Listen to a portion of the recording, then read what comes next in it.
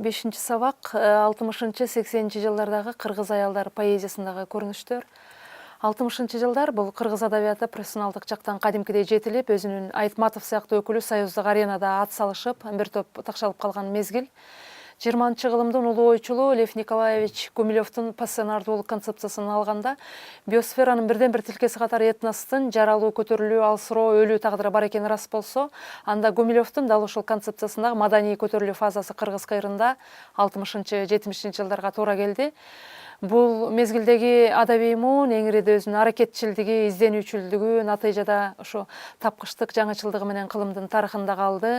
Көрө билүүсү сезимдик туйгулардан, турмуштук көрүнүштөрдөн, күнүмдүк адам тирлигинен космостук, ааламдык ой жүгүртүүлөргө өсүп жетип, ошо батыштын батыштай, чыгыштын чыгыштай тажрыйба сабагын өздөрүнө сиңирди, жаңычылдыкка умтулду. Анын үстүнө бул мезгилде баягы коомдук саясий жактан алганда 61-жылы Юрий Гагариндин космоско учушу бул жалпы советтик адамдарды деген абдан шыктандырып, адамдын мүмкүнчүлүгү өзгөчө советтик адамдын мүмкүнчүлүгү чексиз экен деп, мунун таасири адабиятка дагы бир топ тийген. Мисалы биздин адабиятка келсек, Сүйүнбай Эралиевдин Жылдыздарга саякаты менен Рамис Рыскуловдун Космостук манифест поэмасы ошол мезгилдерде жазылган. Бул бир эле ушул космос темасын темалык жактан гана жаңылык алып келбестен, бир эле учурда формалык дагы жаңылык алып келди поэзияга. Бул ошол учурда абдан чоң кызуу талаш тартышты туудурган. Бизге деген эркин ыр керекпи, агыр керекпи, кереги жокпу, биз деген уйкаштуу ырга көнгөнбүз, ошондо калышыбыз керек деген сыяктуу түрдүү пикирлер айтылган. Аны деген колдонуп кеткендер дагы, ага андан обочо өзүн кармагандар дагы болду. Ал эми аялдар поэзиясында бул өңүттө Майрамкан Абылкасымованын поэзиясын айтсак болот. Майрамкан эже өзүнүн баягы эстелик сүйлөйт поэмасы аркылуу деген ушул эркин ырды өзүнүн чыгармачылыгында тажрыйбалап көрдү. Бул дагы бир жагынан деген баягы формалык жактан жаңы нерсе болду, эркин ыр, агыр. Экинчи жагынан мазмундук жактан баягы эстелик, жансыз нерсени сүйлөтүү. Ушул нерсе көрүндү да Майрамкан эженин чыгармачылыгынан. Майрамкан эженин чыгармачылыгы акырындап деген баягы кыргыз поэзиясындагы эң негизги көрүнүш катары көрүнө баштады. Аялдар поэзиясынын жалпы кыргыз адабиятынын айдыңында деген өйдө көтөрүлүшү ушул Майрамкан эженин чыгармачылыгы менен түзмө-түз байланыштуу. Эстелик сүйлөттүн таасиринде кийинчерээк анан бир 3-4 жылдан кийин Сооронбай Жусуев өзүнүн поэмасын жазган. Ушул темада поэмасын жазган. Дагы башка акындар эстелик сүйлөккө таасирленген учурлар бар да.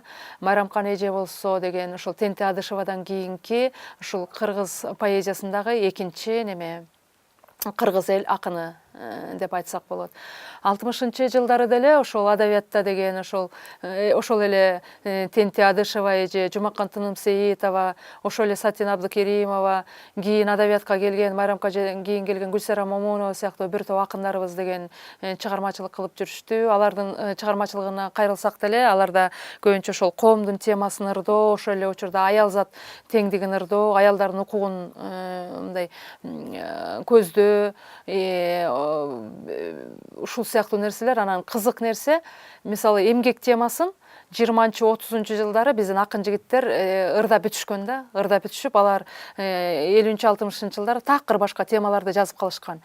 Биздин акын эжелер болсо араң ошо тиги 50-60 жылдары эмгек темасына да мисалы кайрылып атышат. Анан бул жагынан алганда, ошо кандай баягы өнүгүү болду деген менен биздин адабиятта аял акындар, акын жигиттер салып кеткен жол менен акырындап алардын аркасынан жүрүп отурушту да.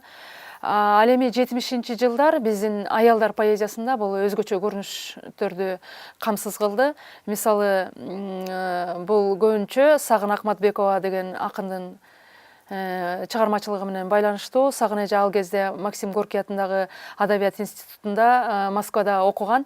Анын Жамгыр аттуу китеби 1970-жылы жарык көргөндө.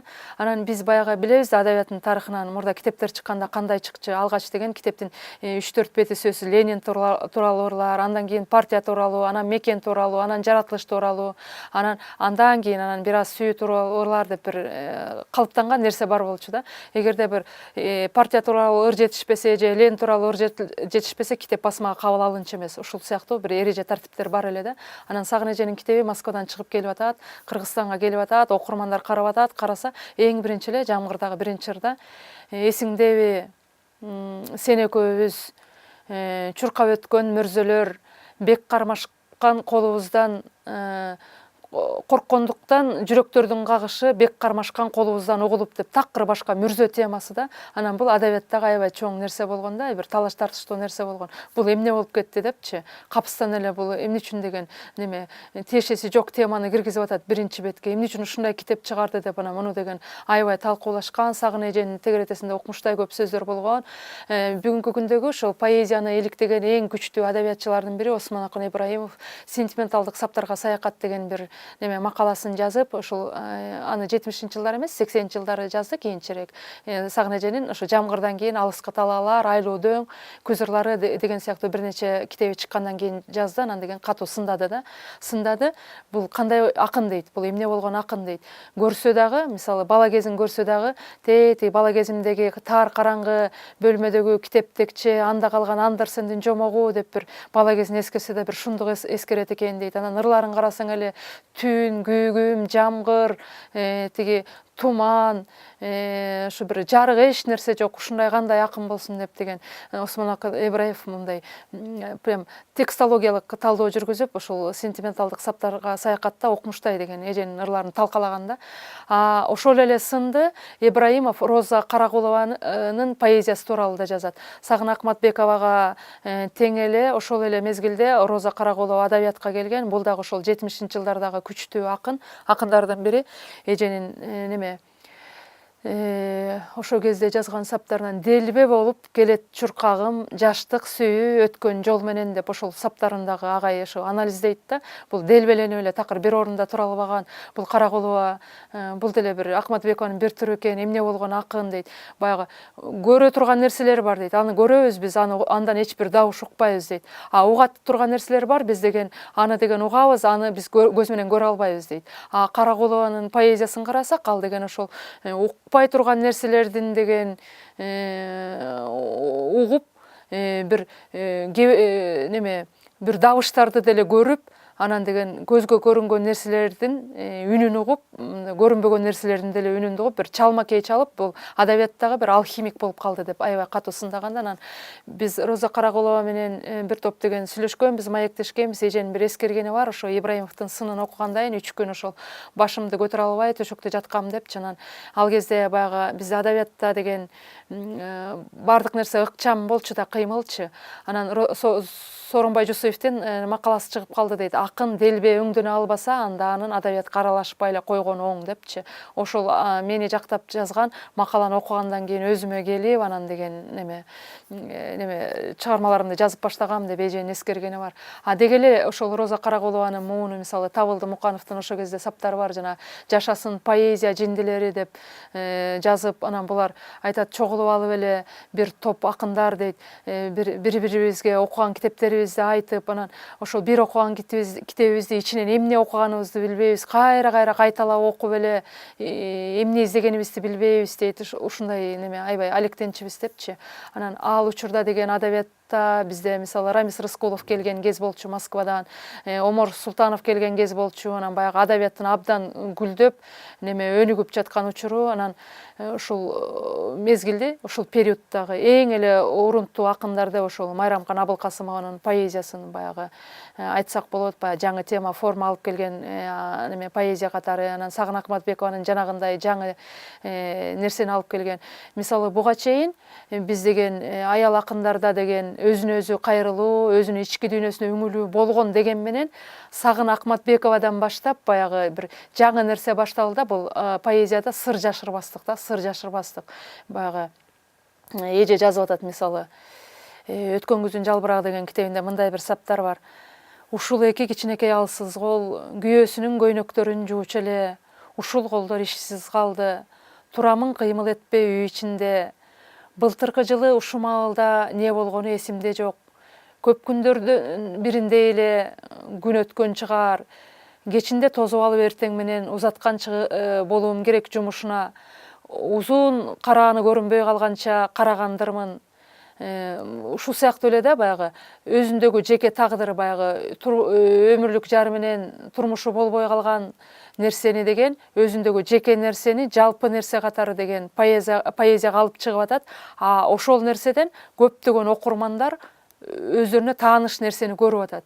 Бул деген баягы акын менен окурмандардын ортосундагы диалогдун башталышы десек болот да. Сагын Акматбековадан кийин ошол нерсе башталганда, Акматбековага таасирленип акын жигиттер ыр жаза баштады да. Биздин бир топ акын жигиттердин таасири бар. Ошол эле Сагын эже жазган Поюз жол, ошол эле Эрмен, ошол эле Шыбак, ушул темалар, алыстык, сагыныч, жамгыр, ушул нерселер ушу Сагын Акматбековадан кийин биздин акын жигиттердин немесине, поэзиясына кире баштаган.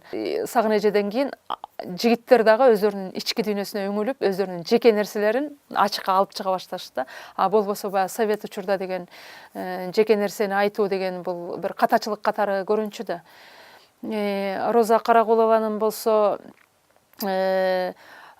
ушул алгачкы китептери бир кыз дүйнөсү деген китеби, Көл тынышы деген китептери жарык көргөн. Булар болсо баягы Осмон Акын агай айткандай бир сөздөрдү чалмакей чалуу деген агай түшүндүргөн терим менен айтканда ушул сыяктуу татаал нерселер болсо, кийинки Тынчы жок тала, Капчыгай деген китептерин карасак, анда более конкреттүү, абстракттуу нерселерден алыстаган нерселер көбүрөөк байкалат. Эженин ырлары дагы ошол деген аялдар дүйнөсүн, жалпы аялзаттын дүйнөсүн абдан тереңден берген, интимдүү нерселерди ачыкка чыгарган ушундай поэзия деп айтсак болот. Булардан кийин адабиятта дагы буларга катар Роза Мукашева деген акындын ысымы жакшы белгилүү.